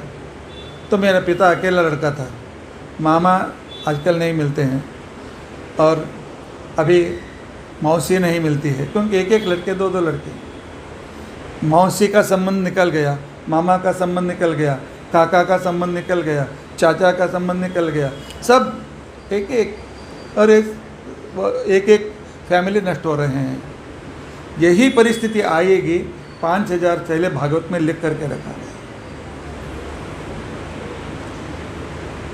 और माँ का जो स्वभाव होता है वो बच्चों में आता है, वह भी ऑपोजिट सेक्स में, जो आजकल एंथ्रोपोलॉजी के कारण निश्चित रूप से कहा गया है, माता के गुण लड़के में आते हैं और पिता के गुण लड़की में आते हैं, सर्वसामान्यतः। तो उसमें आगे पीछे हो सकता है। तो क्या हो गया, उसने उस लड़के को खरीद करके लेकर आई, और यहाँ वो संन्या महात्मा ने जो फल दिया था, गाय को डाला गया था, गाय के शरीर से एक पुरुष का उत्पन्न होगा, क्योंकि पूंसन मंत्र से, पुरुष के मंत्र से अभिमंत्रित था, इसके लिए गाय के पेट से एक मनुष्य का जन्म हो गया। आत्मदेव जब यात्रा खत्म करके घर आया, देखा घर में 2 बच्चे, बहुत खुशी हुई। तो उसने क्या किया, गाय के जन्म से उसने जन्म लिया है, उसका नाम रखा गोकर्ण, उसका नाम रखा गोकर्ण। धुंधुली ने कहा, ये नाम मुझे, नाम मेरे बच्चों को तुम मत रखो, मैं रखूँगी, क्योंकि आजकल फैशन है। हमारे पास आते हैं, गुरुजी मेरा नाम क से चालू होता है, मेरी पत्नी का नाम प से चालू होता है, ये दोनों नाम छोड़ करके नया नाम बताओ। यह फैशन अभी नहीं, उस समय धुंधुली 5000 साल पहले धुंधुली ने कहा, तो उसने सोचा कि मेरा नाम धुंधुली है, उसने ली को काट दिया और रख दिया धुंधुकारी, जो एक राक्षस का नाम था, अपने बच्चों को रख दिया। अर्थ मालूम नहीं था, संस्कृत मालूम नहीं था उसको। और बच्चों को, अपने पेट के बच्चों को बेचने वाली माँ का स्वभाव क्या होता है, ऐसा क्रूर व्यक्ति कोई दूसरा नहीं। इसके लिए वो अत्यंत क्रूर, अत्यंत दुष्ट, अत्यंत अधर्मिक बना धुंधुकारी। और गाय 33 कोटि देवताओं का सन्निधान, अत्यंत ज्ञानी व्यक्ति बनना गोकर्ण। गोकर्ण पंडितो ज्ञानी धुंधुकारी महाखलः, पुराण का यह वाक्य है। यह अत्यंत दुष्ट बन गया। बचपन में भी छोटे बच्चों को देखता था, बाल खींच करके पेड़ा देता था, पत्थर उनके सिर में डालता था, दूसरे बच्चों को कुएं में ढकेलता था, और बड़ा होने के बाद दूसरी लड़कियों के पेड़ा देने लगा। रोज़ आत्मदेव को आकर के लोग कहते थे कि तुम्हारे लड़के ने ऐसा किया, तुम्हारे लड़के ने ऐसा किया। रोज़ सुन सुन करके बहुत पीड़ा हो गई। वह रोज़ रोता था, पहले ऐसी पत्नी, बाद में ऐसा लड़का। ऐसे दुष्ट लड़के के बजाय संतान ही नहीं होना अच्छा है। कम से कम संतान नहीं है, दुख रहेगा, लेकिन रोज़ रोज़ का ये दुख कौन सहन करेगा। इसलिए उसके मुंह से शब्द आ गया, वंध्यत्वं तु समीचीनम दुष्पुत्रो दुखदायक। तो संतान रहना नहीं है, दुख होता है, लेकिन किसी तरह एडजस्ट कर लेंगे। लेकिन दुष्ट लड़का रोज रोज वो पीड़ा देता है, तो उसका सहन कौन करेगा। एक दिन गोकर्ण अपने पिता के पास आया। पिताजी, रोने से कुछ नहीं होगा, रोने से कोई काम नहीं होगा, आप घर के मालिक हैं, आपको एक फर्म स्टैंड लेना बहुत ज़रूरी है। अपने पत्नी धुंधुली और बच्चे को कहो धर्म से रहना है, घर में रहो, नहीं तो गेट आउट, मोह छोड़ो, क्योंकि धर्म और अधर्म एक ही घर में नहीं रह सकते। साधना हम नहीं कर सकते हैं, अधर्म के साथ रह करके हम साधना क्या करेंगे? हम जब गायत्री जप करने के लिए बैठे हैं, इधर बच्चा जोर जोर से डीजे लगाएगा, हम क्या जप कर सकते हैं? आप घर में के यजमान हो, अपने पत्नी को पुत्र को अपने अधीन रखना तुम्हारा काम है, तुम्हारी जिम्मेदारी है। बच्चों को ठीक तरह से सिखाना तुम्हारी जिम्मेदारी है। एक पुत्र अपने पिता से बता रहा है, और यदि इन दोनों का आप कंट्रोल नहीं कर सकते हैं, आप निकल जाओ, जहाँ पर सज्जन होते हैं उनके साथ जा करके रहो। लेकिन दुर्जन के साथ रह करके, मैं पूजा करना चाहता हूँ, मेरा लड़का शराब पी करके मेरे बाजू में आकर बैठता है, क्या मैं पूजा कर सकता हूँ? आज बहुत लोगों के घर में यही परिस्थिति है। बच्चों को कुछ नहीं चाहिए और माता पिता को चाहिए, कैसे धर्म पालन करेंगे? एक दिन आत्मदेव निकल गए, कंट्रोल तो मैं नहीं कर सकता हूँ। और पिता के लिए गोकर्ण घर में था, वह भी संचार के लिए चल पड़ा। और दूसरे दिन सुबह होते ही धुंधकारी, माँ शराब पीने के लिए पैसे। माँ ने कहा, देखो इतना दिन वो दोनों कमाते थे, उस पैसे से तुम्हें उठा करके मैं देती थी। यह प्यार नहीं है। बच्चों को दुर्गुण के लिए सहायता करना, बच्चे को बाहर का खाने के लिए पैसे देना, बच्चे को शराब पीने के लिए पैसा देना, बच्चों को खेलने के लिए उड़ाने के लिए पैसे देना, ये माता नहीं, माता पिता ये शत्रु हैं। धुंधल ने कहा, आज में कुछ 2-3 दिन के लिए पैसे हैं, बाद में क्या करना? अभी जाओ, उठो, कुछ नौकरी करो, कमा के लेके आओ। माँ ये सब कुछ मुझ मत बताओ, बचपन में तुमने सिखाया क्या? बच्चे ही पूछते हैं, तुमने शुरू में मुझ पर कंट्रोल नहीं किया, क्या तुम्हारी गलती है? तुम्हें मुझे फ्री छोड़ा, मैं अभी फ्री रहना चाहता हूँ, मुझे शराब के लिए पैसे चाहिए, दो। धुंधल ने कहा, नहीं मिलेगा। देखा लड़के ने, वहाँ पर पानी गर्म करने के लिए लकड़ियाँ जल रही थी, उठा कर लाया, माँ को मारा, उसके पास जो पैसा था लेकर के पीने के लिए चला गया। तब उसके माँ ने सोचा, अब मैं जागी हूँ, सोई नहीं हूँ, ऐसे समय में मुझे इतना दिन रोज़ पैसा देती थी, वही लड़का मुझे आज लकड़ी से मारा, वो भी जलती लकड़ी से। परसों में कल सोऊंगे तो मेरा गला भी दबेगा। जो अधर्मी है उसके लिए माँ कौन, पिता कौन, कोई भी नहीं, उसका कोई मूल्य नहीं रहता। तो उसने समझा कि जा करके उसने आत्महत्या कर ली। अधर्म का एक एक करके इस तरह का विनाश होना शुरू से होता था। धुंधकारी को दुख हुआ नहीं, माँ गई, अच्छा हो गया। 4-5 गर्लफ्रेंड थे, उनको सबको घर में ला करके बैठ गए। आज भी कॉल गर्ल्स हैं, उस समय भी कॉल गर्ल्स थे। घर में जितना पैसा था रोज मौज मजा करता था, एक दिन सब खत्म। तब उनसे उस शास्त्रों में उनको वेश्या कहा गया है। तो उन्होंने कहा कि कल से क्या करोगे, तुम्हारे पैसे तो पास खत्म हो गए, कल से हम जो चाहिए कैसे तुम दे सकते हो? एक काम करो, तुम्हें मैं इतने दिनों तक मैंने पालन किया है, अभी मैं कष्ट में हूँ, तुम लोग मेरी सहायता करो। तब उन्होंने उत्तर दिया, देखो कष्ट और सुख में सहायता करने वाली वही होती है जो अग्निसाक्षी पत्नी होती है। वह सुख में भी साथ देती है और कठिनाई में भी साथ देती है। लेकिन हम तो पत्नी नहीं, हम तो तुम्हारे पैसे के लिए आए हैं, दो या कल हम चले जाएंगे। तब उसने कहा कि मत दो, तुम मत कमाओ, मैं चोरी करके कुछ करके तुम लोगों को पालन करूँगा। रात को जब धुंधकारी सोया था, इन लड़कियों ने सोचा यह कल चोरी करेगा, उसके साथ पुलिस हमें भी पकड़ेंगे, इसके लिए हम क्यों मरे। तो उन्होंने कहा कि हम हाँ भाग जाएंगे, चलो। लेकिन वहाँ फिर हमारे पीछे आएगा, उसको मार करके चले जाएंगे। उन्होंने रस्सी लाया, गले को बांधा, पी करके सोया था, कुछ ये नहीं था, और ऊपर तो जो आड़ा लकड़ी था उस पर खींच लिया। लेकिन जल्दी नहीं मर रहा है, क्योंकि पापी लोग भी जल्दी नहीं मरते हैं। जलती हुई लकड़ी ला करके उसको मुंह पर लगाया उन्होंने, जल्दी मर जाने के लिए, क्योंकि माता को मारा था।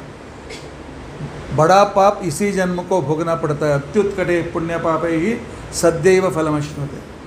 माता को उसने पीड़ा दी थी, जलती लकड़ी से मारा था, इसके लिए वो लोगों ने भी उसको जलती लकड़ी उसके मुंह पर रख करके उसको मार दिया और निकल गए। और आत्मदेव को उम्र हो गया था, वह भी चला गया। गोकर्ण को सब, माँ चली गई है, भाई चला गया है और पिताजी चले गए, उसके लिए उन्होंने जो भी और्ध्वदेह क्रिया करना चाहिए था कर दिया।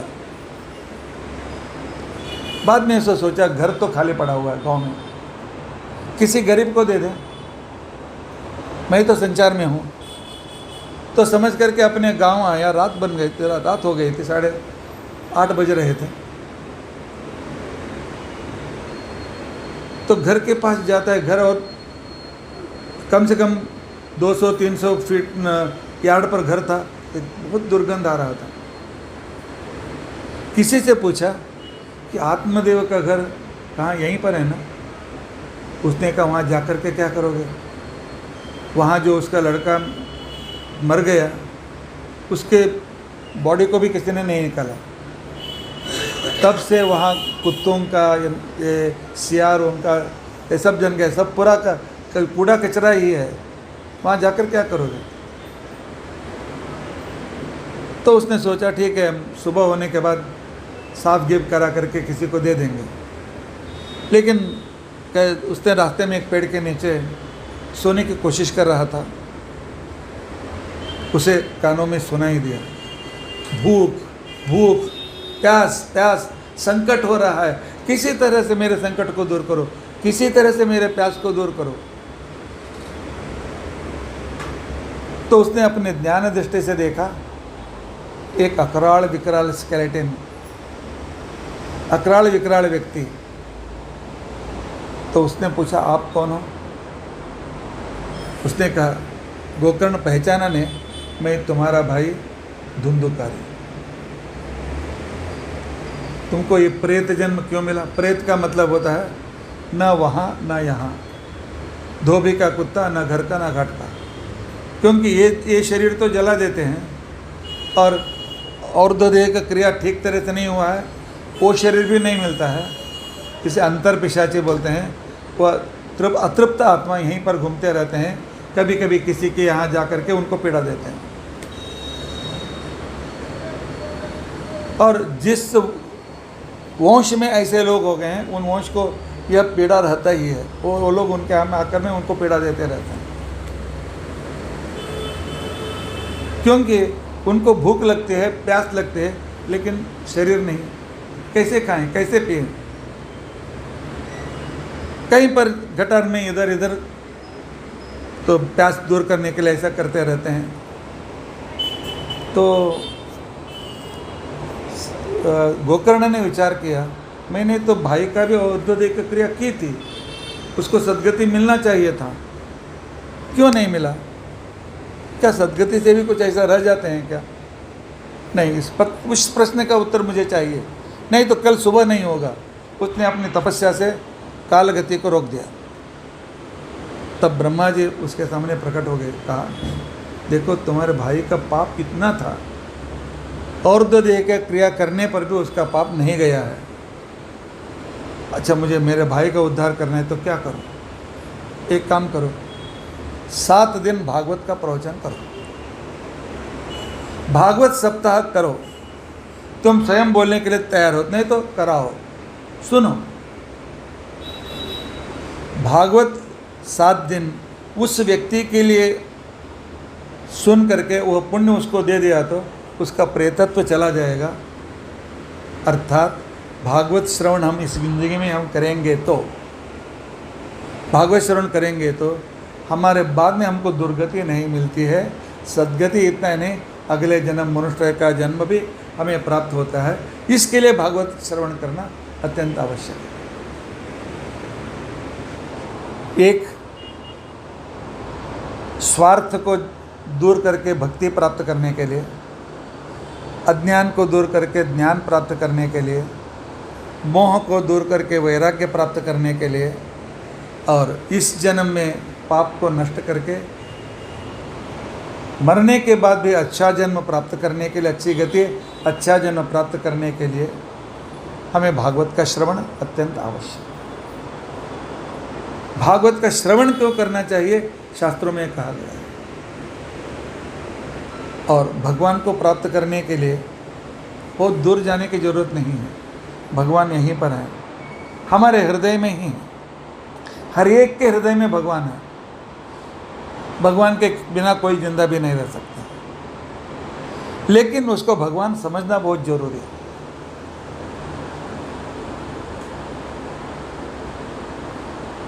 एक बार ऐसा हुआ, श्री कृष्ण ने मेरा वंश रहेगा तो कलयुग शुरू नहीं होगा समझ करके स्वयं अपने सामने ही अपने पूरा यदुवंश को उसने समाप्त किया, करने के लिए लगाया। लेकिन उसके वंश में एक व्यक्ति बच गया, श्री कृष्ण का पोता सांब का लड़का वज्रनाभ, वह जिंदा रह गया। बाद में द्वारका नगरी समुद्र में डूब गई। श्री कृष्ण ने कहा यह द्वारका ने भी लोगों को नहीं मिलना चाहिए, तो उसे ला करके उन्होंने मथुरा में उसको राजा बनाया। पांडवों ने मथुरा में उसको राजा किया। लेकिन 2 साल हो गए, 4 साल हो गए, 8 साल हो गए, पूरा दुष्काल, पूरा बरसात ही नहीं हुआ। उसने पूरा राजकोष खाली किया। 8-8 साल बरसात नहीं है, खाने के लिए क्या मिलेगा? लोग कहने लगे वज्रनाभ एक काम करो, हमको मार दो, भूख से मरने से बजाय एक बार पीड़ा होती है हम आराम मर जाते हैं। उसको बहुत दुख हो रहा था, मैं इतना कोशिश करता हूँ लेकिन मेरे राज्य में बरसात नहीं, सुकाल नहीं आ रहा है। एक बार नारद मिले, उनके सामने अपना दुख उसने बताया, तो नारद ने कहा एक काम करो, तुम्हारे राज्य में दुष्काल क्यों? चाहो हम कृष्ण से पूछेंगे। क्योंकि कृष्ण तो अपने लोक को चले गए हैं। नहीं, वे रोज़ वृंदावन में, यमुना के नदी तीर में जो वृंदावन है, वहाँ पर रासक क्रीड़ा करने के लिए रोज़ आते हैं। देवता उधर आते हैं, रासक क्रीड़ा करते हैं, भगवान चले जाते हैं। उनसे तुमके मिलाऊंगे, चलो। तो वज्रनाभ को श्री कृष्ण से उन्होंने मिलाया। कृष्ण ने कहा देखो वज्रनाभ, ये मथुरा कंस की राजधानी, कंस ने इतना पाप किया, इतना पाप किया। जब राजा लोग पाप करते हैं उसका दुख प्रजा को भोगना पड़ता है। इसलिए वोट देते समय सोच करके वोट दीजिए, पुण्यवान को वोट दीजिए। बुरे को चुना, हमको भी दुख सहना करना पड़ता है। आज की बात नहीं, पहले से ही बात है। तो अच्छे राजों को चुनना या अच्छे राज के राज में जाकर के रहना हमारे भलाई के लिए अच्छा है। बुरा राज है तो वहाँ से निकल पड़ो बोलते हैं शास्त्र, क्या सुधारो, यहाँ से निकल पड़ो, दूसरी जगह देखो।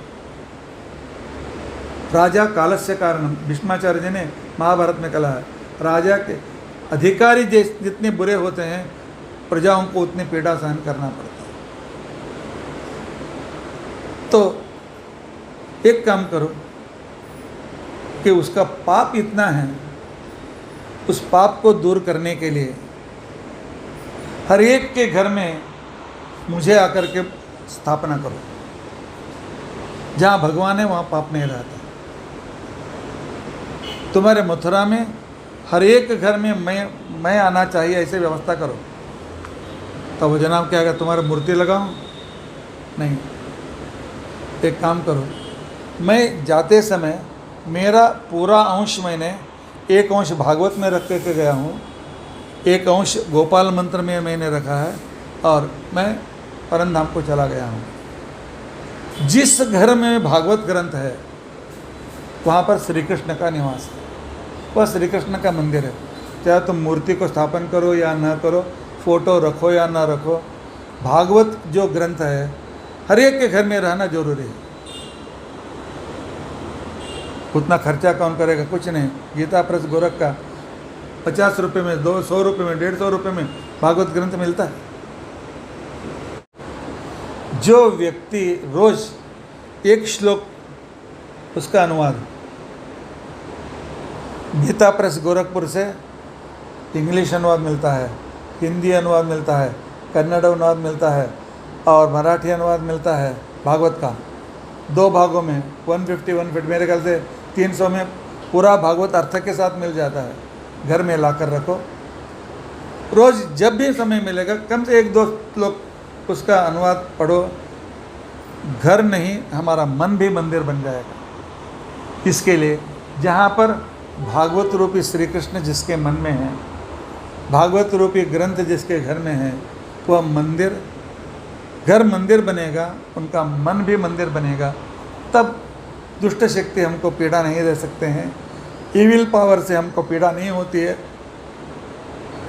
भागवत एक मंगलकर ग्रंथ है, और इस भागवत में क्या विषय है, भगवान की कौन सी महिमा है, ये सब कल से 6 दिन तक हम सुनने की कोशिश करेंगे। इति अद्य कथा प्रसक्ति।